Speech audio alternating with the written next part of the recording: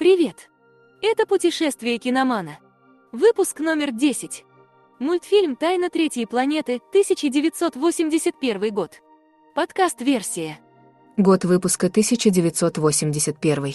Длительность 50 минут. Режиссер Роман Качанов.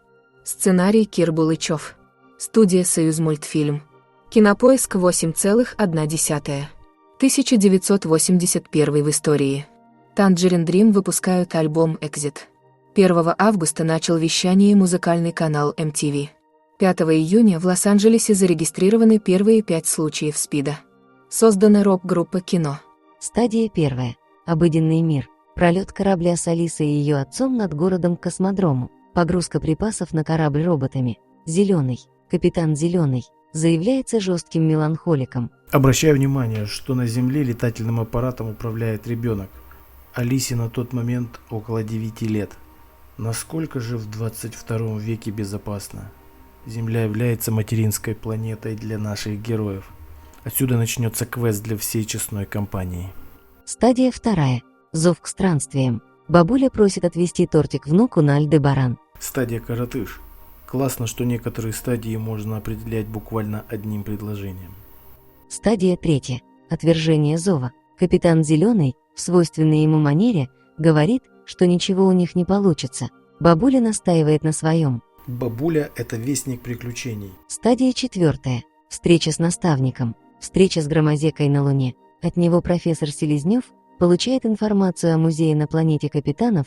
Там есть эксклюзивные данные о редких животных. Встреча с подозрительным доктором Верховцевым.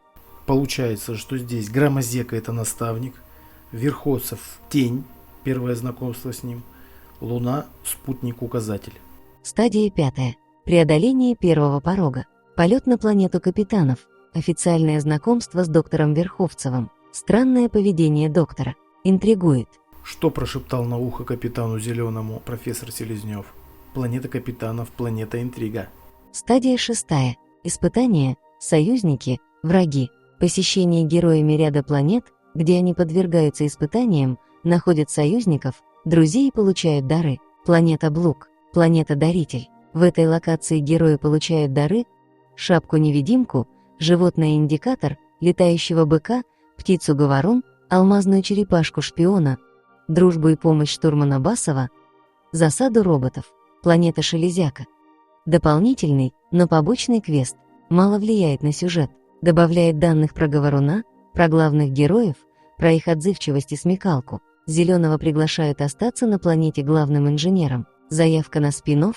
Первая планета системы Медуза. Скорее газовый гигант типа нашего Юпитера, или планета с высокой вулканической активностью, или с парниковым эффектом в атмосфере типа Венеры. Вторая планета системы Медуза. Планета-указатель. Активирует память говоруна. Встреча с камнями-голограммами.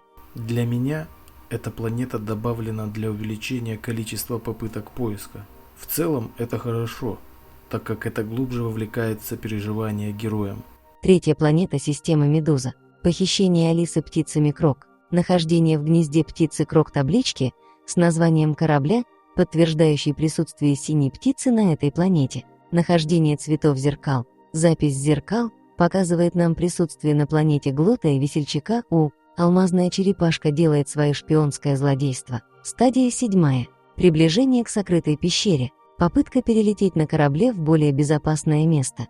Возможно, что стадия 7 активна уже с момента прилета Пегаса на третью планету. Стадия 8. Главное испытание. Пегас проваливается в ловушку. Борьба с пиратами. Алиса использует шапку-невидимку и зовет на помощь Кима. Пираты обезврежены и разоблачены. Стадия 9. Награда. Встреча капитанов. Верховцев извиняется за свое поведение. Объясняет причины своей неадекватности. Стадия 10. Обратный путь. Собираясь домой, вся компания встречает громозеку, который прилетел на выручку капитанов. Бегство Весельчака У. Ким объясняет, как он узнал местонахождение синей птицы. Стадия 11. Возрождение. Либо пропущена, либо объединена со стадией 10 или стадией 12. С другой стороны, никаких внутренних проблем у героев не было. Они все по сути решительные герои, типа Айболита, прилетели, порядок навели и обратно. Никто из героев не меняется. Стадия 12. Возвращение с эликсиром. Вся компания разлетается по своим делам. Зеленый жалеет о том, что экспедиция завершилась неудачей, но Алиса заявляет, что они встретили новых друзей, а это важнее редких видов животных. Выводы, вопросы, ассоциации. Кто делал пиратом роботов? Кто этот технический гений? Если принять во внимание, что Глот и Весельчак – это последние пираты, то в робототехнике должен разбираться кто-то из них двоих.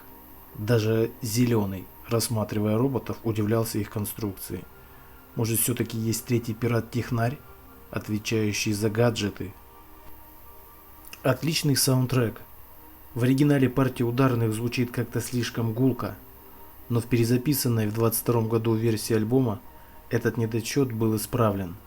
Эти люди действительно перезаписали альбом, восстановили партитуры, восстановили тембры инструментов и перезаписали.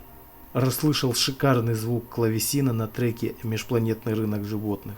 На новом альбоме хорошо записан и сведен звук, не взять не дать. Электронные звуки ласкают мой мозг. Смешное слово «ротозеи». Очень редко, да фактически никогда не слышал этого слова в своем окружении. А тут целых 2 раза подряд произносится. Хохотался. Некоторые локации третьей планеты напоминают обложку альбома Yes, Драма 80-го года. Формально по времени альбом вышел первее, и советские художники вполне могли видеть эту обложку и вдохновляться ею. Или мне показалось. Есть хороший разбор этого мультфильма от актера Ивана Диденко. Это этот разбор заставил меня иначе взглянуть на тайну третьей планеты. Невидимые рыбы и шапка-невидимка. Почему профессор Селезнев не знает о таких животных? Из кого или чего делают такие шапки? Забытая технология, утерянное искусство, запретные знания.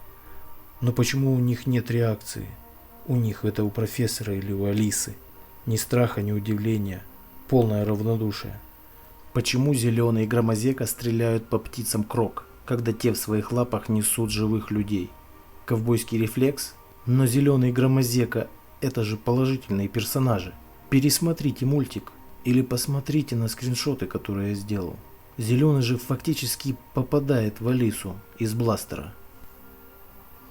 Нужен мрачный спин-офф про Зеленого на планете Шелезяка, работающего главным инженером. От низкого уровня социализации, редких гостей раз в год не считаем, у него начинает течь крыша. Он создает себе в начале робота-женщину для всяческих утех, попарас этакий. А потом роботов, внешностью похожих на его друзей, и полностью отключается от внешнего мира.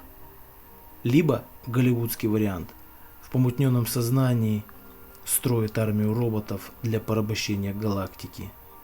В финале Алиса убивает Зеленого, но тот успевает загрузить свое сознание в электромагнитное поле планеты Шелезяка.